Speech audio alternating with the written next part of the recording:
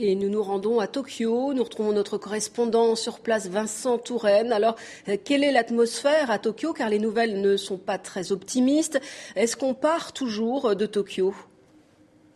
Isabelle, je dois préciser qu'en ce moment où l'on se parle, il y a un tremblement de terre qui fait bouger les immeubles de Tokyo.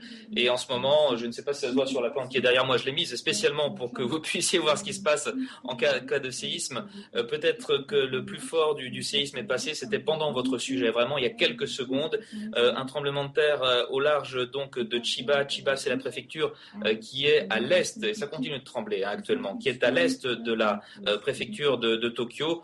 C'est sur cette préfecture qu'il y a l'aéroport de Narita. C'est pour vous dire qu'on est vraiment très proche du centre de Tokyo. Intensité 4, c'est un petit peu moins important que ce qu'on a eu ces derniers jours et ce qu'on a eu même aujourd'hui. On a eu des tremblements de terre, des séismes d'intensité 5, on en a eu au moins 3 ou 4, plutôt dans le nord-est, du côté de Miyagi. Celui-ci est vraiment tout à côté, il est d'intensité 4 et il est ressenti ici avec une intensité 3. Véritablement, l'activité sismique reste intense. On a l'impression... Votre question, pardonnez-moi, je vais vous la redemander. C'était pas grave du tout, Vincent. Vous nous expliquez ce qui se passe en ce moment même. C'est vraiment ce qu'on a envie de savoir, nous. Et justement, les séismes se multiplient, les répliques, et on a l'impression que malgré cette menace nucléaire qui s'ajoute à tout cela, eh bien, il n'y a pas de panique à Tokyo. Ça, vous me confirmez toujours un calme, beaucoup de calme, et puis sans doute une activité au ralenti tout de même.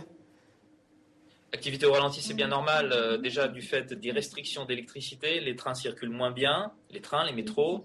Et puis il y a des entreprises qui ont fermé, les gens ont dû rentrer chez eux. Beaucoup de gens sont allés travailler aujourd'hui quand même. Les entreprises japonaises, d'une façon générale, restent ouvertes, mais beaucoup d'entreprises étrangères ont fermé. Donc activité réduite. Japonais serein, j'ai dû faire une course aujourd'hui dans Tokyo, j'ai pu me rendre compte qu'il y avait pas mal de monde finalement, peut-être parce que les gens ont du temps libre.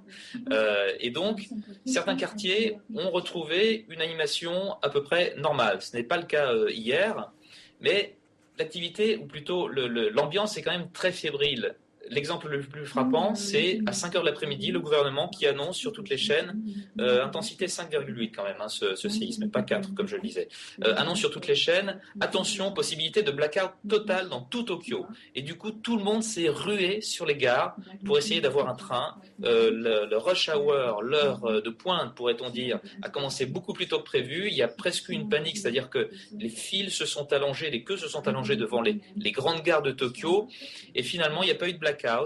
Les trains ont pu circuler à peu près normalement, au ralenti quand même. Les queues se sont résorbées en 3 heures.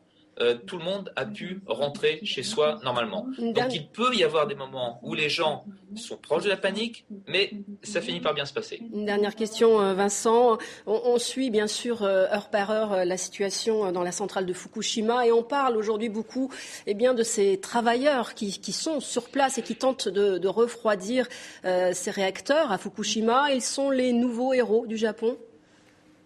Mais ce sont des héros, bien entendu, ils risquent leur vie, ils savent pour la plupart, ceux qui sont là depuis le début, qu'ils sont pour ainsi dire condamnés, parce que être exposé à de telles doses radioactives sur une telle durée, ça ne peut que laisser des traces.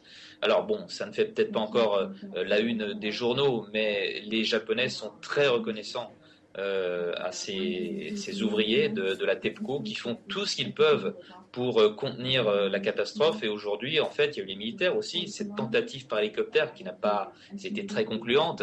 Et puis ce soir, c'est la police de Tokyo qui vient avec ses camions-citernes. Donc chacun s'y met.